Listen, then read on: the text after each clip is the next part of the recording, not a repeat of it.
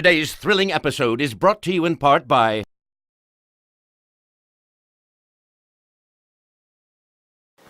And we are back! The unofficial commentator, JJ98, all the way from Brooklyn. As you can see, I am accompanied by my new co-host, Obi. That's right. I don't know what the hell happened to Paki. I guess the pressure got to him. He probably got tired of losing. I mean, dumping 3 in a row, it can't be easy for anyone. He thought at some point in this year, maybe after week 2, that this was his year. And it doesn't seem like things are breaking his way. He has dropped 3 consecutive matchups. And unfortunately for Culo Nueve Ancho, what the hell? For Daphne Culo Ancho, I mean, I think I just stumbled upon a new podcast, Culo Nueve Ancho. Or maybe a team name for the basketball league. But anyway, Daphne Culo Ancho, not with us today. And I got Obi here to pick up the slack. And as you can already tell, Obi has a lot more personality than Paki does already. It's going to be hard for me to talk for a whole hour by myself. So let me just jump into content and stop with all the lollygagging. It's week 6.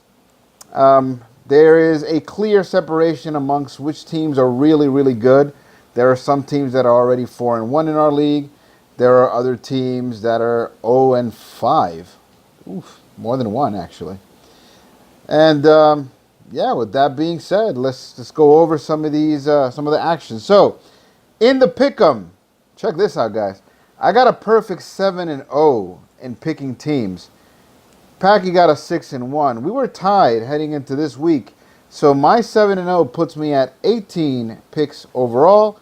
Paki has 17 picks. All right, clap it up for me. The highest scorer of the week once again belongs to our super producer Dagoberto and his team, the Gotham City Rogues. They scored 142.92 fantasy points. The lowest score goes to G, also known as El Perro del Llano. He couldn't even muster up 90 points. 87.32 points is pathetic. I think I might have been around there at some point, but that's neither here nor there. I won this week and you lost. 87.32 fantasy points. Oh my God. Now, you're not making a really good impression on us, Guica. The biggest blowout belongs to Gin and Druce over the aforementioned Daphne Culo Ancho. 133.52 fantasy points over 111.62 fantasy points. The biggest blowout was actually only by 21.62 fantasy points. That just goes to tell you that it was a pretty close week overall. None closer, however, than gains at Gordos RD. Sorry, let me try that again. It's gain pounds or gain LBs at Gordos RD, who is at 4-1. They beat the only team that they could have beat this week, which was Guica's pathetic 87.32 fantasy points. La Chepo Award goes to Gain Pounds at Gordos RD, and his team currently stands at 4-1. So go figure. I mean, you just, sometimes the matchups just kind of break your way. The best fantasy performer of the week was Todd Gurley, 32.30 fantasy points. He was playing against Daphne Culo Ancho, and he was playing for Gin and Druce. Probably, I'm not going to say edged them over. He contributed to that blowout. As a matter of fact, he almost entirely provided that blowout. It was a busy week for trades this week. So early on, we got a trade between the Gotham City Rogues and Gin and Druce. Gin and Druce apparently tired of waiting on Matt Breida to come back from all of these minor injuries that are seeming to pile up. Gotham City Rogues hoping to boost some of his backup running backs. Gotham City Rogues gets Matt Breida in exchange for Jeff Swaim, a tight end. Tight end is a position that is very, very thin in a 14-team fantasy league. Anyone playing a 14-teamer or higher should already know this. Jeff Swaim, I have the impression he was picked up on the waiver wire. Nonetheless, it was good enough to get in exchange Matt Breida, a backup running back. After that trade was finalized, then we got Tyler Boyd and Aaron Jones was traded to El Perro del Llano for Leonard Fournette and Stefan Gostkowski. Now, I usually judge trades by who got the better player in the deals, and it looks like Leonard Fournette by far is the best player in the deal. Aaron Jones, however, may have the most potential, but we've been talking about Leonard Fournette over and over repeatedly. He's not playing, so you're basically trading for a zero. But in the case of Hunt for the Wilder Cup, who's won 4 games in a row, I think he can spare the position, the spot, and take that zero for now until Leonard Fournette comes in and totally makes that team, I'm thinking, the front runner to win this whole thing. Another trade happening earlier today. Daphne Culo Ancho receives number 3 overall pick, David Johnson, Allen Robinson II, and Nick Chubb, who I owned for a moment. Then he had a breakout week last week. Then he had a so-so week, and now belongs to Daphne Culo Ancho. He gave up Ezekiel Elliott and Alshon Jeffrey. This is a tight one. I know the points as it stands right now don't match up, but you don't make a trade for what they've already done in fantasy. You don't get those points. You're doing it for the future. And it's interesting to see if, just Paki's seen enough of the performance of Ezekiel Elliott to figure that he's just not getting that many touchdowns. He's getting opportunities, he's getting runs, but not enough touchdowns. And with no real passing game to speak of, it seems like teams are, going to adapt and they're going to be able to stack the box against them. David Johnson actually breaking a little bit into his own. I don't know why Friend Zone felt that it was time to panic on David Johnson, but he did. New quarterback, things are starting to break. They finally got a win, they being the Arizona Cardinals. So things will be looking up, I would assume, for David Johnson. If you're asking me to grade this trade, I'm thinking that Daphne Culo Ancho probably got the better of this one. Bye weeks this week. The Detroit Lions and the New Orleans Saints are on bye. These are 2 teams that have high contributions to a lot of our fantasy teams. So we're going to see the fact that they're going to be out this week affecting a lot of our fantasy players. Thursday Night Football is going to be Eagles against my and Obi's New York Giants. Eagles playing at the Giants. Sunday Night Football, Pat Mahomes and his supporting cast, the Kansas City Chiefs, are going to be playing against New England in New England. Monday Night Football is San Francisco at Green Bay, a game that I totally expect to break in favor of Aaron Rodgers. I don't even think is worth watching. It would have been the cover boy matchup had Jimmy Garoppolo made it this far, but that doesn't seem to be the case. So, let's jump into our matchups. Is there any way that I can put this together? What do you think, Obi? Matchups? Once again, I'm recording on Wednesday, so I don't have the luxury to offer you what I would have thought were the best waiver pickups of the week. I'll tell you who some of the people in our league chased, though, even after the trades, or rather the waivers, have been completed. Wendell Smallwood, it was announced on Monday that Jay Ajayi was going to miss the rest of the year with an ACL tear. So you take whatever you can get in terms of that multi-headed beast that was at one point the Philadelphia running game. But now we have Darren Sproles in and out, and I'm starting to think that this might be the last year for Aaron Sproles. And you got Jay Ajayi out for the rest of the year. So it's down to Wendell Smallwood and Corey Clement. El Cousin Juan already owns Corey Clement. So on the waiver wire, everyone was trying to chase down Wendell Smallwood. Another name that came up in the waiver wire was Robbie Anderson. I got tired of waiting on Robbie Anderson, and wouldn't you know it, this is the kind of season I'm having. The moment I drop him, he becomes Michael Thomas, essentially. 27 fantasy points for Robbie Anderson, 2 touchdowns, over 100 yards. It was insane. But is it sustainable? Well, he got picked up by the Gotham City Rogues, who, again, I can probably say, can afford to just kind of pick him up and stash him and see if this is going to be a recurring trend. But nothing has really changed on the New York Jets. They still have the same amount of weapons. It's still Sam Darnold. They're still the same defense. I think that Robbie Anderson game was more a matter of opportunity than anything else. But here's hoping, because I'm actually kind of a fan of Robbie Anderson, that he created or he found some kind of chemistry with Sam Darnold, and this continues. All right. Another player on the waiver wire was Alfred Blue. I got Alfred Blue. I picked him up. He got all of the burn, essentially, in the absence of Lamar Miller. But all of the word around the NFL is that Lamar Miller is going to play this Sunday.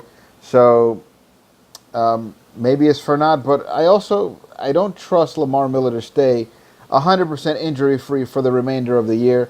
So at some point, picking up Alfred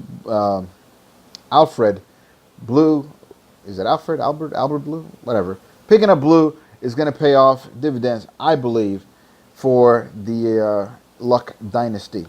The first matchup I'm going to talk about is El Perro del Llano at 1-4, 12th overall. He's going to be playing against Me Tienes Loco. This is the new name for So Loyal, currently at 2-3. His team is 10th overall. So this is kind of a bottom feeders matchup. What can we hope to see from some of these teams? Well, it looks like El Perro del Llano picked up Mitch Trubisky.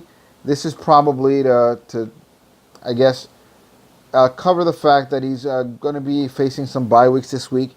His starting quarterback is traditionally Matthew Stafford. Matthew Stafford's on bye. So you pick up Mitch Trubisky and you hope for the best. Aside from that, Will Fuller the fifth. Will Fuller the fifth, he figured somewhat into the offense of Houston, but last Sunday in particular, it was all about DeAndre Hopkins. DeAndre Hopkins is playing opposite Will Fuller this week. He belongs to Me Tienes Loco. And honestly, this was a topic that I wanted to discuss with Daphne Culo Ancho had he made it to the show this week. But I would like for him to explain to me why people are still talking about Antonio Brown being the best receiver in football. I'm inclined to think that maybe it's DeAndre Hopkins. Well, you can make a case for Michael Thomas, but I mean, come on, that dude has he has Drew Brees, so of course he's going to be excellent. But DeAndre Hopkins seems to make magic no matter who his quarterback is. He turns chicken shit into chicken salad, as they say, and this week should be no different. Both of these teams are playing, or both of these players, both Fuller and Hopkins, they're playing against Buffalo. Buffalo has shown to be a more formidable defense than they initially showed. After getting trounced by Baltimore, they seem to have gotten some of their stuff together. They finally decided that they're going to go with Josh Allen. They've actually won 2 games in a row. So, I don't know. It's going to be a grind them out kind of a game. I do not expect a lot of points here. It looks like J.J. Watt has found his form again. He's going to be chasing Josh Allen all over the field, as well as some of the defense trying to stop some of these receivers that are pretty good. Amari Cooper, I don't trust. It looks like El Perro del Llano is going to start Aaron Jones, the newly picked up Aaron Jones. At least you can say that this guy will produce points for you where Leonard Fournette was just giving you zeros after zeros.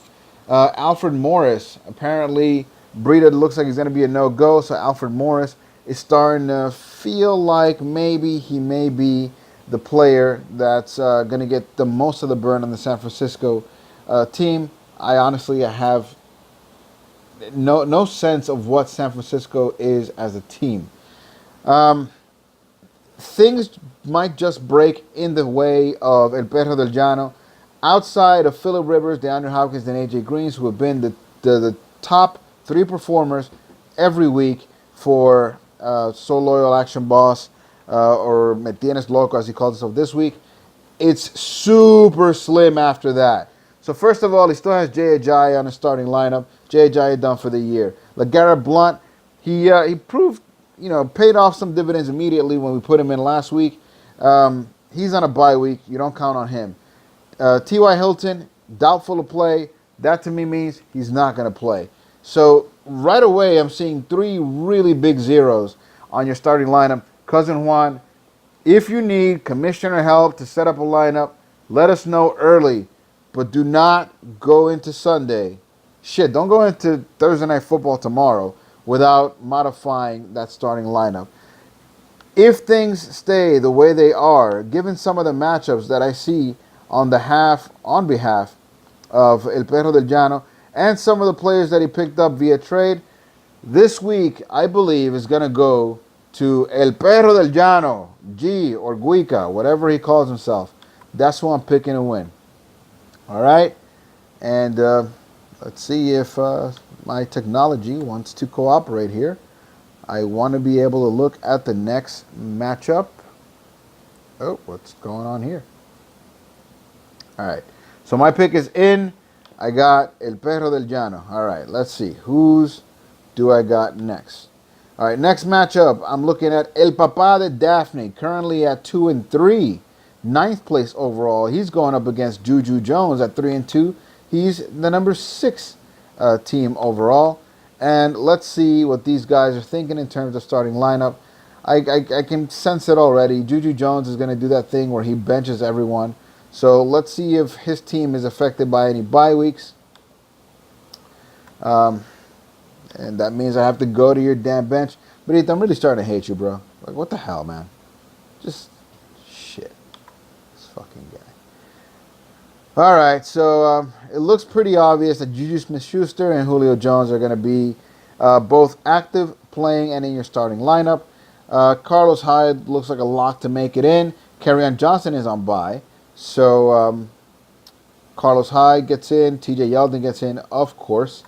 And Devontae Adams is back, and Cam Newton. I don't understand really why you decided to sit your bench that way and just set it up. Like, I don't know what you could possibly surprise there. There are some overwhelming talent with some overwhelming matchups who I would start under every circumstance. Don't know who you're trying to kid. So the real matter here is Deshaun Watson against Buffalo. I already mentioned that Buffalo is a pretty stout defense, and Deshaun Watson, he got rocked last week. I don't know if he's 100%. Josh Gordon scored a touchdown finally for New England. I want every part of any New England player that I can get against Kansas City, who hasn't proven to be a respectable defense as of yet. However, it's a lot of mouths to feed over in New England, so I'm not 100% sure that Josh Gordon is going to get the most of the play. At most, I expect 5 catches, 40 to 50 yards. Maybe he gets in the end zone. Jameis Winston is back. He will be throwing to Mike Evans. Whoop-de-doo. Mike Evans probably going to get the most run that he's gotten, the most catches that he's gotten all year. He's projecting 16 fantasy points against Atlanta. I do not doubt this. I think over 10 catches, over 100 yards, gets in the end zone. Tevin Coleman, I think he's still the guy, but no matter what the situation is, Tevin Coleman is no more than a timeshare. It doesn't look like Devontae Freeman is going to play this week, but he's sharing times with Eso Smith, who can just as easily come up and vulture touchdowns. James Conner has been a revelation for this team. Yeah, say what you will about Le'Veon Bell and him not playing, but James Conner, Travis Kelce, awesome players with awesome matchups. Shit, who do I pick in this one? About as much as I believe in El Papá de Daphne, and as much as I hate Brito, shit, you know what? I'm ahead by 1 pick in the pick'em. I'm going to go and pick El Papá de Daphne. I know Paki, he's not going to pick Joel Vasquez to win, so it kind of is what it is. But I like some of these matchups. The only thing, well, fuck it. Forget I said anything. El Papá de Daphne is going to win this week. I just like the matchups. I like the matchups. I like the performers. Let's see what matchup we have next. Okay, and finally, it looks like we have a good one. All right, so at 4-1, Jin and Drew's the first team overall. going up against another 4-1 team, Hunt for the Wild and Cup, which is the second team overall. Both teams are 4-1. Let's see how much they'll be affected, if at all, by bye weeks. So, I mentioned before that the Saints are on bye. That means that Gin and Juice will not have Mark Ingram. Mark Ingram came in and immediately made an impact for this team. Scored a touchdown, got all of the run. Some would say he fucked Alvin Kamara. I wouldn't say that, but if I'm going to give credit where credit is due, Paki did say that with Mark Ingram, Alvin Kamara was not going to be the ball-dominant beast that he was. So, Mark Ingram out. Who's in? Jameis Winston is going to start against Atlanta. Atlanta is not having a very memorable year. It seems like anyone can score on them. They lost all of their defense basically straight up the middle. Linebackers, they are very, very thin, and it looks like everyone is going to get a chance to score on them. I like Adam Thielen against Arizona. Arizona hasn't proven to be much of anything. Michael Crabtree, he's projecting 8 fantasy points. That seems about right. Maybe I would say hovering around 6. Tennessee, they're not doing much in terms of scoring many offensive points, but they're putting up points. Todd Gurley projecting 21 fantasy points. I think that's a little much, but come on, it's Todd Gurley. Like, I'm never surprised. Everything after that is super thin. He did pick up Jeff Swaim in a trade. He put him immediately in his starting lineup, and I don't think I would have done anything differently. However, you did drop a couple of options over at tight end that you already had. Safarian Jensen's going to be injured for a while, and Seals Jones, I guess he didn't, kind of work out to be what you expected. I personally, I think I would have hung in there with Seals Jones a little longer and see how that played out. Okay, so Victor, or Hunt for the Wilder Cup, he actually has what I believe to be a decoy lineup. Outside of his defense, I don't believe that this is what he's going to run with. First of all, Michael Thomas is in your starting lineup. He's on bye. Leonard Fournette, we know he's not playing. And Adrian Peterson, expected to play, but considered questionable. Jack Doyle is doubtful, and O.J. Howard he's out. I mean, let's not kid ourselves, he's out. So we got some names here that probably will make a starting lineup. For sure, we're going to have Tom Brady and Kareem Hunt. Those seem to be his main options, his main performance every week. We have the emergence of James White. James White was another one that he was like in a 4-headed monster at running back, but due to some injuries, it looks like he's going to be able to get most of the run. It's going to be him and Sonny Michel. And it looks like, at least in the PPR league, I would prefer to have James White. He hasn't disappointed. Going up against Kansas City, I did mention that Kansas City allows a lot of points. So if you're out there, if you can get any player playing in this game, you go against Kansas City defense. Their offense is amazing, though. Keenan Allen against Cleveland. Cleveland giving up points. They won a few games, but Keenan Allen is Keenan Allen. Trey Burton probably makes a starting lineup. I don't know about Julian Edelman. If I have to pick between Edelman and Cooper Kupp, as much as I like Cooper Kupp, I think Edelman here probably gets the nod because he's playing in that Kansas City game. Tom Brady definitely gets in your starting lineup ahead of Russell Wilson. Mark Ingram was out. I mentioned that. And I also, it goes without saying that Drew Brees, who played on Monday night and became the all-time leader in passing yards, he's going to be on bye week. That's going to be a major hurt for the number 1 overall team of the league. He did pick up also Jamal Charles. It looks like the Fournette injury may go a little long. We got T.J. Yeldon, who was the only running back to suit up for the Jacksonville Jaguars last week. So he's kind of an insurance policy. I'm not sure that you're wasting a waiver pick. I mean, if he was that low, why not pick him up? But I don't think that Jamal Charles ever makes it to the field. So it is what it is. You're playing it right by leaving him on the bench. All things considered, this decoy lineup will not stick.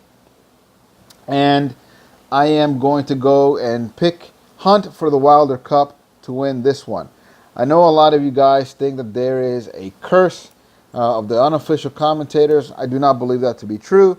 I believe that there is a curse of Daphne. I went 7-0 last week, so can't be cursed. There you go. There you have it.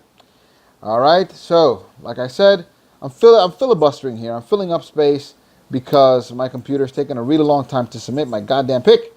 I think I'm just gonna go ahead and I'm gonna say them on air, but I'm gonna submit my picks off air. How about that? That work for everybody? Yeah. Going forward, that's what we're gonna do. And I think we're ready to look at the next matchup. That is going to be the 0-5 Blessum, currently 13th overall. Hey, thank your lucky stars. You're not the worst team overall.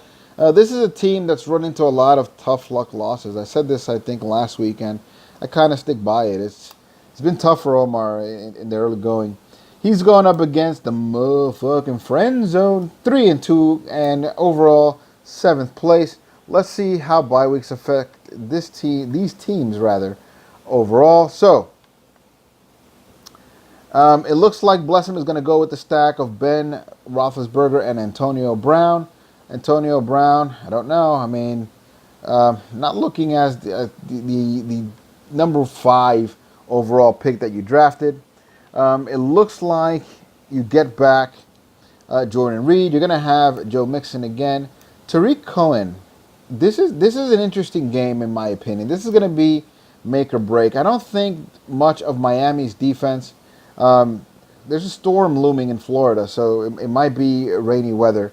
And in rain, is Trubisky going to choose to pass, meaning pass to Tariq Cohen from the backfield, or is he going to hand off? If that's the case, he'll probably be handing off to Jordan Howard. So, not sure how to gauge the performance of Tariq Cohen. It'll probably break down even between him and Jordan Howard. But I got to say, Mr. Trubisky's probably feeling himself. He had the best game of his life. He's going to come out slinging. He just better be careful because at least I can say that the secondary for Miami is decent enough to put him in trouble and get that interceptions number up really quick if he's not careful. Now, outside of Joe Mixon, Antonio Brown, and Ben Roethlisberger. Ben playing away, as you know, if that matters, if you believe in those splits. I don't know that there's much there to write home about. This may actually come down to how well his defense plays. Matt Ryan against Tampa Bay. Neither of these teams has any kind of defense. He's projecting 19 fantasy points. I would uptick that. I think he's going to go over 20. Stephon Diggs against Arizona. Yes, give me all of that. Alshon Jeffrey, who you picked up in a trade against the New York Giants. Who was it? Was it Funches probably last week? Or one of those unknown receivers in Carolina who broke like 7 tackles on his way to a touchdown. It's like the Giants forgot how to tackle. And in a short week, I doubt they made many defensive adjustments. So look for Alshon Jeffrey to have a big week. Another pickup that he got via trade, Ezekiel Elliott going up against Jacksonville. This is a tough one, actually. I from what I've been able to see out of Jacksonville, it looks like they're tougher on the pass than they are on the run. So expect Ezekiel Elliott to get his yards. Saquon Barkley carved them up. The rest of the running backs that are playing against Jacksonville have had pretty quiet days. But Ezekiel Elliott will get his yards. I don't believe he'll fall into the end zone. Latavius Murray, I think is done for him. I'm guessing you don't have a better option if this is who you're going to go with. All things considered, I am weighing the fact that you have... Wait, what the fuck? What do you mean you don't have better options? Hey, friend zone. Alex Collins over Latavius Murray. Make it happen. Stat. All right, so all things considered, I think that the first 4 players are just going to be too much for the first or the 3 that I can consider being notable players on Blessing's team. So despite Yahoo's projection, I'm actually going to go with friend zone. I want to caveat myself and say, listen, dude, play Alex Collins. I think he's going to have a better game than Latavius Murray. But what the hell do I know?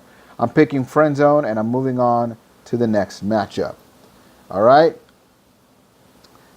The next matchup we're going to talk about is going to be 4-1 Gotham City Rogues, currently 4th overall, playing against another 4-1 team, 3rd overall, Gain Pounds at Gordos RD. I'm sure that if Daphne Culo Ancho were here, he'd be telling me about him going out to Food Inc. and enjoying all the delectable dishes that they have over there. I'm sure he would have told me about spending the day at halftime, having a tower of a burger that they apparently have, and watching all of the football games, and watching his Raiders lose again. But he's not here, so that kind of is what it is. Let's talk about the matchup we have at hand. So, Gotham City Rogues made a trade. Gotham City Rogues, by the way, doing it with Andy Dalton. For those that are not Andy Dalton believers, Andy Dalton is good enough to be your fantasy starter. I don't know if he's good enough to win you major games, but so far Cincinnati's looking pretty decent. Going up against Pittsburgh. Pittsburgh hasn't proven to me that they can make major stops. So I like Andy Dalton this week. Calvin Ridley, projecting only 9 fantasy points. I don't see that happening. I would definitely go over that projection of 9. Playing against Tampa Bay. Yes, he came back to earth somewhat. He's not going to score 3 touchdowns every week, but I can definitely see him score at least 1 touchdown against Tampa Bay. Who Tampa Bay has stopping anybody? Robbie Anderson against Indianapolis. Indianapolis is better than most people expected, but only because nobody expected Indianapolis to be shit, especially on defense. I don't buy Robbie Anderson. I would say it's a smart start. You got to start, or strike while the iron's hot. So you go ahead and do that. Hope for the best. Maybe you've been afflicted by some of these bye weeks. Let me see now when your bench players load up here. Jesus, what's going on with technology? Is it internet? Is it my computer? I can tell you while this loads up that Melvin Gordon and Isaiah Crowell are hands down starters. You're not even thinking about this. Put him out there. Same goes for Zach Ertz against the New York Giants. Let me see who you could have possibly started. Marvin Jones is someone who can break into your starting lineup. He's out because of the bye week. Ronald Jones II. I'm not sure how he made your team. I guess this was before the Matt Breida pickup. You dealt and got Ronald Jones II, thinking that maybe he was going to be some kind of significant threat over in Tampa Bay. I don't see it though. I don't think that he gets major play. This team is going to look totally different than it last did now under the helm of Jameis Winston. So that means I'm taking down a little bit of what I thought of D-Jax and some of the anomalies that happened while Fitzmagic was still in play. But take that with a grain of salt. Gain Pounds at Gordos. This is a team who I think is really going to be affected by this bye week. And when I say really, I'm referring specifically to Alvin Kamara. Alvin Kamara was good enough to push you through a lot of your early season struggles, making you 4-1. You saw what happened when you played with a less than stellar Alvin Kamara, not because of anything physically wrong with him, just the fact that Mark Ingram came in and kind of stole a lot of the workload from Alvin Kamara. This week, you're guaranteed to have a 0 because he's on bye week. So, shit. I'm not convinced of many of these weapons outside of Kamara. Aaron Rodgers, Marshawn Lynch, Chris Thompson. These are going to be the guys you heavily rely on. Anthony Callaway, I think Paki was more sold on him than I was. I'm not buying anymore. I've had time to look at it. Not convinced. Cameron Kirk. It looks like you have a team full of waiver wire pickups this week. I'm sorry, dude. That's not going to cut it. I'm picking the Gotham City Rogues to win this week, and it won't even be close. Interesting name that you got there. Gain Pounds at Gordos RD. I honestly hope that Daphne Culo Ancho had the time to make it out there. As you can see, I've lost considerable weight. I've lost about 220 pounds. by making sure that Daphne Kuluancho wasn't here, and I replaced him with Obi. You might be asking yourself, what's Obi stand for? What is that? Is it short for Obadiah? It would make sense considering he's a gnome, but no, actually, it's just short for OBJ. OBJ had an interesting week, saying that he didn't buy, he wasn't satisfied with his role on the team, not because he's not the primary focus on the offense, but mainly because he wants to go over the top. He wants a quarterback. I always thought that was a funny pairing. For as much as it worked, it mainly worked because of the magic of Odell Beckham Jr. I'm still not ready for an NFL without Eli Manning. But that being said, I never thought that Eli was the quarterback that fit Odell Beckham and his dynamic playing style. You need a dynamic quarterback. And shit, if everything breaks down to the absolute worst and they're just tired of losing behind Eli Manning, and Giants fans weigh in here if you think I'm totally off base, but I would endorse a Tyrod Taylor, who can move outside the pocket and probably launch it, to make this a much more dynamic offense. Imagine how that would look with Tyrod Taylor throwing to OBJ in space, being a threat with his legs, which can divert attention from Saquon Barkley and making him get open looks, being a player that doesn't necessarily throw the game away for you by throwing away interceptions. I don't know if this is ever, if it could possibly ever happen. I don't know what the plan is beyond Eli Manning. God forbid that, Eli, knocking on wood, that he would ever get an injury. Who the hell is his backup? These are things that if I'm in the Giants brass, I would definitely consider. All right, second to last matchup. Let's kind of wrap this up as quick as I can. Shit, I feel like I've been talking forever. All right, so it's Daphne Kuluancho. He finally embraced the name. I'm not just calling them this and reading something else. It seems like with the trade and moving on from Ezekiel Elliott, he's no longer the Zeke Freaks. He is officially Daphne Kuluancho. Shit, Dago, I just realized that I didn't make many pauses for you to insert drops, so feel free to just pause the video, put in your drops, and keep me moving. I will not be at all offended by any of this. All right, so Pat Mahomes, I will never bet against him, against New England. I like the matchup. Emmanuel Sanders, I like him. Against the Los Angeles Rams, no Aqib Talib. Their main focus will probably still be on Demaryius Thomas, so look for Emmanuel Sanders to put up points.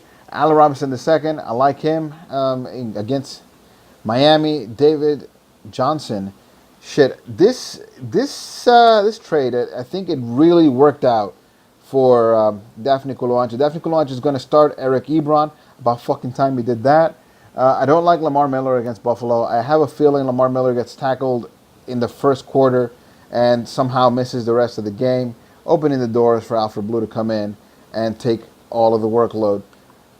If you want my opinion, not that you asked, I would suggest against Lamar Miller. What are your options there? Well, you have LaShawn McCoy. Why the fuck aren't you starting him? You also have Kenyon Drake. I don't know how much longer you want to wait on Kenyon, but you definitely got that option. Kirk Cousins against Arizona. I like Kirk Cousins. This team needs to start stringing together some wins. There is some desperation there for Minnesota. Look for him to toss the ball all over the field. Odell Beckham Jr., since the comments, probably had the best fantasy game of his season, right? So look for him to continue to do big things. What do you think, Obi? OBJ, you're betting on this one? Yep, I think so too. Demaryius Thomas, yes, you start him. Devontae Freeman, I don't think he makes the field. So sorry, Daryl, don't think so. You picked up Wendell Smallwood. I guess you won that waiver priority, the waiver race. Unfortunately, though, I think that the trade and the matchups in this case, favor Daphne Culo Ancho. So sorry, Daryl. I fear that your team is going to drop to 0-6. I am Team Daphne this week. I know in the chat room you said that you thought you had a chance of getting your first win. Nope. Don't think that'll be the case, at least not this week. So I've talked about 6 matchups already. That means it's time for our big finale. Luck Dynasty currently at 2-3, 11th overall, winner of his last game, going up against the 4-1 straight out of Gofton. Straight out of Gofton, I believe, has won two weeks in a row. Excuse me for not doing that research, but fuck it. I'm doing this entire show by myself, so don't blame me. I'm going to get some things wrong. I honestly don't care. This is just how I see things. And if you haven't noticed, yes, once again, I'm filling time while my technology cooperates with me. Shit, it was really sad to see the Yankees end the baseball for me this year. I don't know if you guys listening in the unofficial commentator universe or in the League of Hater League are still going to be watching some of what's going down. I don't much care about baseball after the Yankees are gone. Maybe I'll tune into the World Series. Let's see. Alrighty then. So the team that I have listed is probably the team that I'm going to go with. Andrew Luck against the New York Jets. It's an uphill battle, but Andrew Luck is starting to put up some fantasy points. I'll trust him this week. Tyreek Hill is long overdue for some fucking touchdowns. I believe he'll get them on Sunday Night Football against New England. It's prime time, baby. Make something happen. Corey Davis he's gone up against a really tough defense. Now, I put in a couple waivers, and the only way that I take Corey Davis out of my starting lineup is if one of those waivers goes through. But for the right now, it looks like Corey Davis is going to make my starting lineup. Saquon Barkley in a short week. A bit of a scare at the end of the week in Carolina for Saquon Barkley, but he's practiced. It looks like he's 100% ready to go. So I'm going to go with him. Buck Allen. The matchups do not favor me. This is some real bullshit. That said, Jared Goff against Denver looks like he's going to have a really positive week. Same goes for his receivers, Robert Woods and McCaffrey, Sonny Michel, Rob Gronkowski. You know what? I'm going to both reverse jinx me and try to apply the jinx to Gary all at the same time. I am going to pick straight out of Gofton to win this week. You already know Jared Goff, Robert Woods, Christian McCaffrey, Sonny Michel, Robert Woodson. Just the combination of the matchups and just the talent and just the fact that my matchups are going to be all kind of uphill struggles. It's going to be a straight out of Gofton week. He goes 5-1. I go to 2-4, and I got to put a streak together really quickly. So that's going to be it. I know you guys watch. I know that you guys comment. I love when the comments come in. Tell me where you think I got it wrong. Tell me where you think I got it right. I'm going to end it here. My voice is feeling kind of hoarse. I am really tired. By this time tomorrow, I'm probably going to be watching that Lady Gaga movie. So if you guys are interested in my review, stay tuned. I'll either jump on Instagram, unofficial commentators, at unofficial commentators, or at UC_podcast. I'll jump in and tell you what I thought of some of the movies I've watched recently. For those guys that make fun of me for being part of a movie club, yes, I am going to get my nails done, a pottery class, a Shih Tzu massage, and then I'm going to go to movie club tomorrow to watch a Lady Gaga movie of all things. So I'll see you guys again next week. For myself and for Obi, this has been week 6 of the League of Haters and the unofficial commentators signing off. Say bye, Obi. Bye, Obi. I'm out of here. That was totally not me doing that voice, by the way.